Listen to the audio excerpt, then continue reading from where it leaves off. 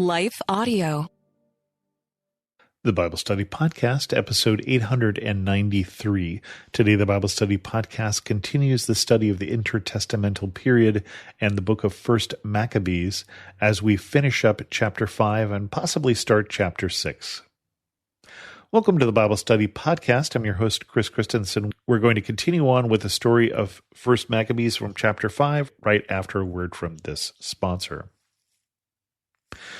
So the next section here is the return to Jerusalem. You may remember we had two different armies that went out from Judea, one to Galilee and one to Gilead, to save the Jews who were there who were being destroyed by the neighboring peoples. The return to Jerusalem. Then Judas gathered together all the Israelites in Gilead, the small and the great, with their wives and children and goods, a very large company, to go to the land of Judah. So they came to Ephron. This was a large and very strong town on the road, but they could not go round it to the right or to the left. They had to go through it. But the people of the town shut them out and blocked up the gates with stones. Judas sent them a friendly message, "Let us pass through your land and get to our land. No one will do you harm. We will simply pass by on foot." But they refused to open to him. Then Judas ordered proclamation to be made to the army that all should encamp where they were. So the men of the forces encamped, and he fought against the town all day and all night, and the town was delivered into his hands. He destroyed every male by the edge of the sword and razed and plundered the town. Then he passed through the town over the bodies of the dead. Then they crossed the Jordan into the large plain before Beth-shan. Judas kept rallying the laggards and encouraging the people all the way until he came to the land of Judah.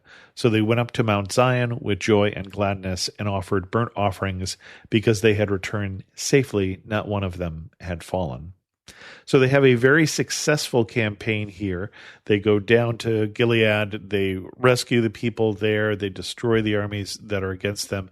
And on the way back, we get this encounter here, and you sort of understand what's going on here is the people here have heard all of these destruction that has been happening by Judas Maccabeus, and they are afraid, and so they don't trust them enough to let them through their town, and yet they should. It is their destruction because they don't trust them.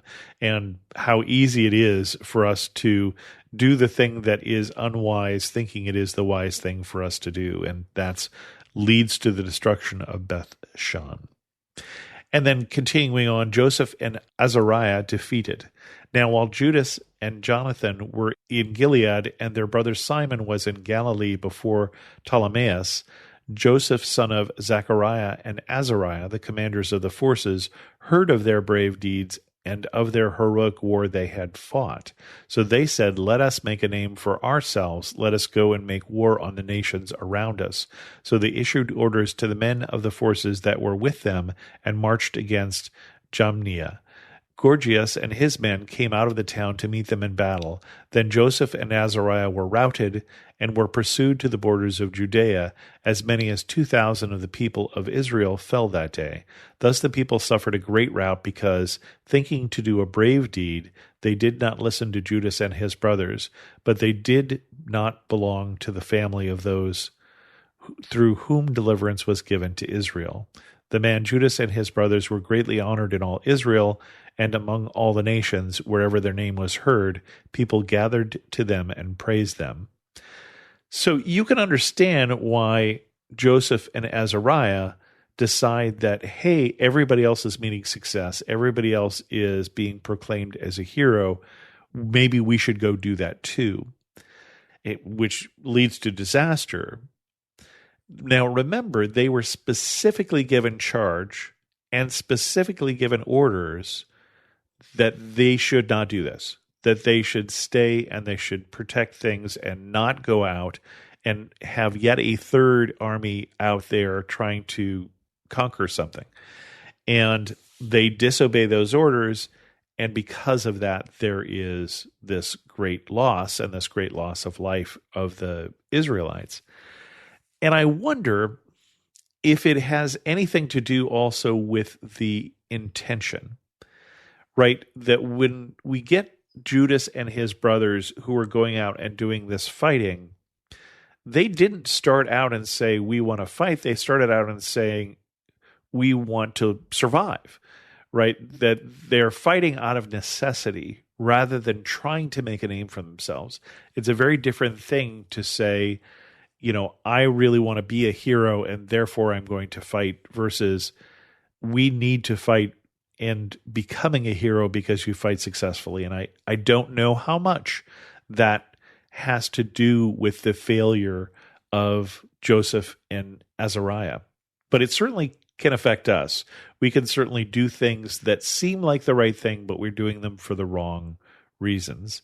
And obviously, they should have been obedient anyway, but I do wonder if that makes a difference. Success at Hebron and Philistia. Then Judas and his brothers went out and fought the descendants of Esau in the land to the south. He struck Hebron and its villages and tore down its strongholds and burned its towers on all sides. Then he marched off into the land of the Philistines and passed through Marissa.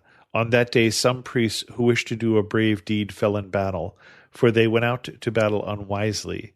But Judas turned aside to Azotus in the land of the Philistines. He tore down their altars, and the carved images of their gods he burned with fire. He plundered the towns and returned to the land of Judah. Again, we get this story of somebody else who is trying to be brave, but being foolish. Those two can be easily confused. I'm going to continue on into chapter 6 here, because this episode is not so long so far. The last days of Antiochus Epiphanes. King Antiochus was going through the upper provinces when he heard that Elmias in Persia was a city famed for its wealth in silver and gold.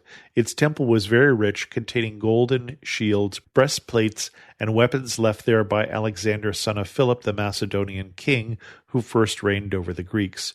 So he came and tried to take the city and plunder it, but he could not, because his plan had become known to the citizens.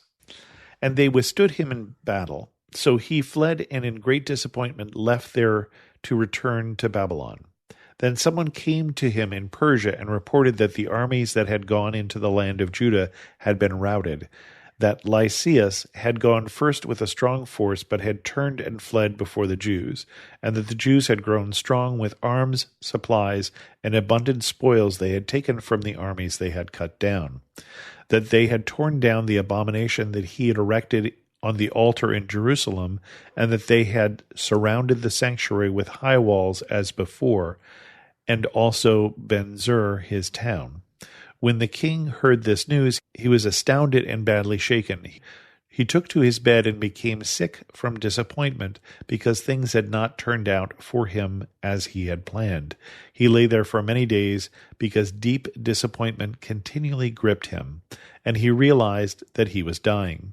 So he called all his friends and said to them, "Sleep has departed from my eyes, and I am downhearted with worry. I said to myself, to what distress I have come, and into what a great flood I am now plunged. For I was kind and beloved in my power. But now I remember the wrong I did in Jerusalem. I seized all the vessels of silver and gold, and I sent to destroy the inhabitants of Judah without good reason. I know that it is because of this that these misfortunes have come upon me. Here I am, perishing of bitter disappointment in a strange land." Then he called for Philip, one of his friends, and made him ruler over his kingdom. He gave him the crown and his robe and the signet, so that he might guide his son Antiochus and bring him up to be king. Thus King Antiochus died there in the 149th year. When Lysias learned that the king was dead, he set up Antiochus the king's son to reign. Lysias had brought him up from boyhood. He named him Eupedor. So remember that this whole story starts with Antiochus Epiphanes, and he goes and on his way to defeat Egypt, or actually on his way back from defeating Egypt, he comes to Jerusalem, he defeats it, he tears down the walls, desecrates the temple, and then starts this campaign against the Jews because they won't convert to his religion. So he started this trouble, and now he has gone off, remember, to raise taxes because he went to have this campaign against the Jews and realized that the cupboards were bare. And so he's been going off trying to get money through the last 4 chapters, I think it is. And he finally hears the news that everything he thought was done, that, those armies surely by now have gone in and they wiped out the Jews, that they were all unsuccessful. And if anything, they are more powerful than they were 4 chapters ago. And so he dies of disappointment, apparently, in a strange land. I didn't know you could die of disappointment, but apparently that is what happens to Antiochus Epiphanes. And he sets his son to be king after him. But there are these 2 different people. He says to Philip, basically, you're going to be the regent. You're going to raise my son. But we have Lysias, who has already been raising the king's son, and names him as king. Just a little subtle foreshadowing that might cause some problems going forward. We'll have to see. With that, we're going to end this episode of the Bible Study Podcast. If you have any questions, send an email to host@thebiblestudypodcast.com, or better yet, leave a comment on this episode at thebiblestudypodcast.com. And thanks so much for listening.